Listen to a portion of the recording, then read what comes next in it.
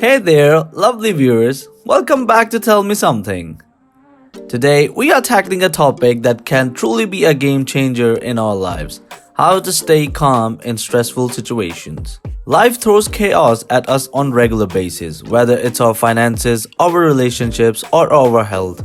In the work world, around 50% of people are burned out in industries like healthcare, banking, and non-profits, and employers spend 300 billion per year on workplace related stress. In response, we just keep on pushing through, surviving on adrenaline. We overschedule ourselves, we drink another coffee, we respond to one more email, we stay amped up all the time. We think we'll eventually be able to get things done. But all that does is burn us out, drain our productivity, and lead to exhaustion. There's another way, a calmer way. Cultivating a more restful, relaxed state of mind doesn't mean we will drown under all responsibilities. Instead, research suggests it will bring us greater attention, energy, and creativity to tackle them. And science also points to simple ways we can tap into that calm state of mind to be more resilient in our chaotic lives. Stress was never meant to be 24/7 experience. As Stanford's professor Robert Spolsky explains, you're really only supposed to feel stressed in the 5 minutes right before you die. When you are being chased in the savannah by a wild animal, your stress response is supposed to save your life. It mobilizes your attention, muscles, and immune system to get you quickly out of danger. When animals escape, they come right out of fight or flight mode and into rest and digest mode, where the parasympathetic nervous system is working to replenish their resources. That stress response is supposed to be short-lived because it wears down your body, your health, and your energy. It also impacts things like your emotional intelligence and your decision making. When you're tightly wound up, you are more likely to react to situation than to respond with reason. You also perceive the world differently. Stress makes us narrowly focused, preventing us from seeing the bigger picture. When we are calmer, our attention becomes broader. In fact, we literally see more things. In one study, participants went through a 3-month meditation training. They then engaged in something called the attentional blink task, in which you watch images appear rapidly one after another. Usually, when people do this exercise, their attention doesn't pick up all the target images. But after that mindfulness training, participants were able to pick up more of the target images than pre-retreat, suggesting that their state of mind had become more attentive. Being able to attend more means that you notice more things about other people and you are able to communicate with them in more powerful ways. High stress, anxiety, or any kind of negative emotion makes us self-focused for an evolutionary reason. When our ancestors were stressed, it was because they were in a survival situation. It was good to be focused on yourself so you could save your life. When we are stressed, we are less likely to notice if a colleague looks burned out or sad, and more likely to get irritated if they don't perform as we expect. However, when you are in a calmer and happier place, that's probably the day when you will have more empathy. You will notice your colleague and take the time to reach out and ask if there's anything you can do to support them. When you are calm, you also manage your energy because you're not burning yourself up constantly. Spending your days with your sympathetic nervous system in overdrive, calm helps you focus on what you need to do and get it done more quickly. Calmness can also impact your creativity. Research suggests that our most creative ideas come in moments when we are not actively focused or stressed. We are most creative when our brain is in alpha wave mode, which is a relaxed state of mind, like when you are in the shower or taking a walk in nature. Indeed, people who go on an immersive nature retreat for 4 days come back with 50% increased creativity. If you want to get the most out of yourself in terms of your productivity, creativity, and innovation, making progress at work, or just solving the basic problems of life that you are faced with, calm is the key. We know how to become stressed. Most of us are really good at activating our adrenal system and getting wound out. The question becomes then, how do you wind down? Research suggests that several practices that only feel good but also put us into a calmer, more relaxed state, a state from which we can cope better with whatever life throws at us. Jake, who appears in the book The Happiness Track, was a US Marine officer in charge of a Humvee on a convoy across Afghanistan when his vehicle drove over an improvised explosive device. After the explosion, he looked down and saw that his legs were severely fractured below the knee. In that moment of shock, terror, and pain, he remembered a breathing exercise that he had read about extreme wartime situations. It allowed him to do his duty, which was to check on everyone else in the vehicle.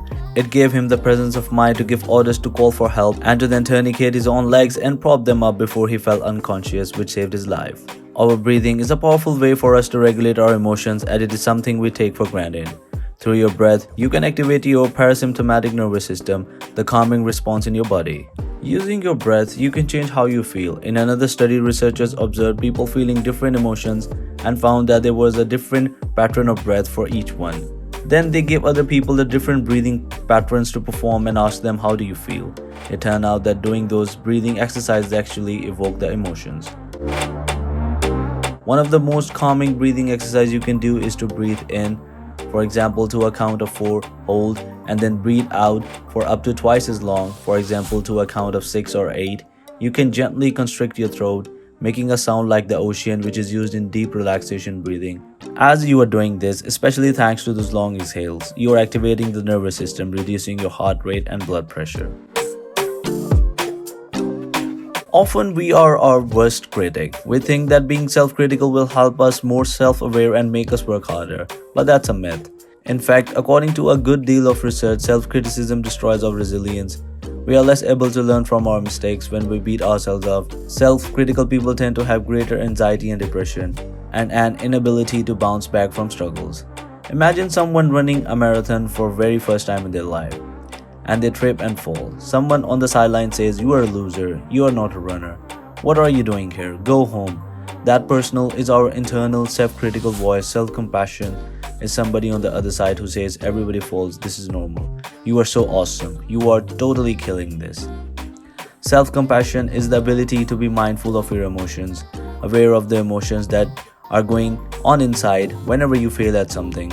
It doesn't mean you identify with them. You can just observe and notice them without feeding the fire. Self-compassion also involves understanding that everyone makes mistakes and that's part of being human. And it is the ability to speak to yourself that the way you would speak to a friend who just failed, warmly and kindly.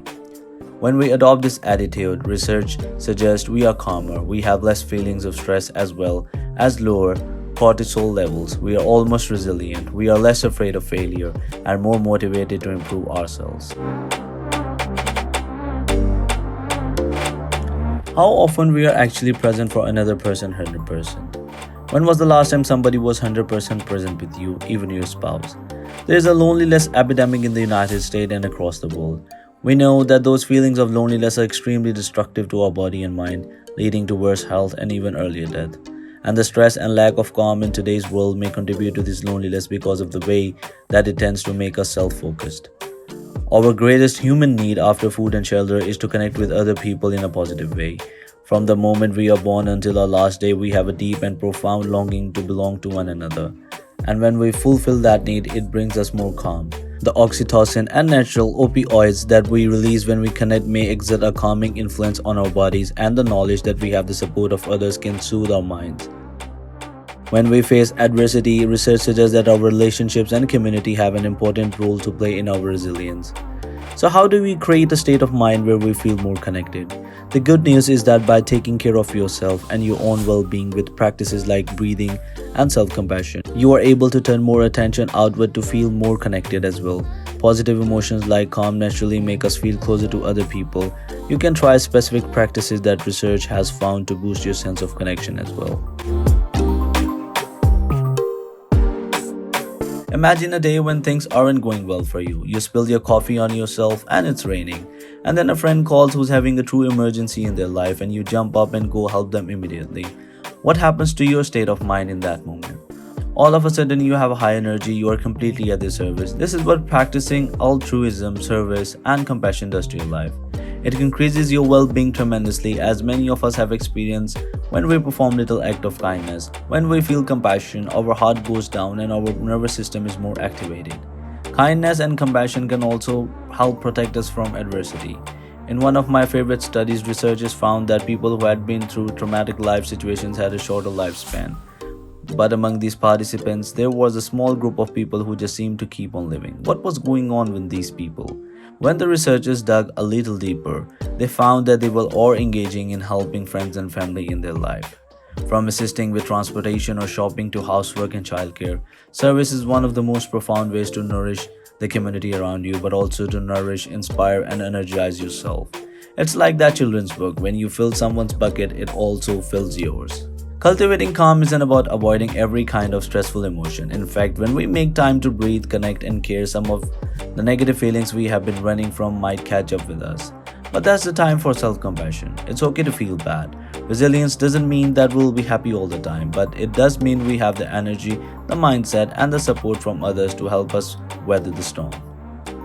There you have it. Mastering the art of staying calm in stressful situations takes practice, but it's absolutely achievable. Remember, stress is part of life, but with the right tools, we can manage it effectively. If you found this video helpful, give it a thumbs up, share it with someone who needs it, and subscribe to our channel for more tips on living your best life. Together, we can conquer the stress and create a more peaceful, joyful world. Thanks for joining me today, and until next time, stay calm, stay positive, and keep thriving.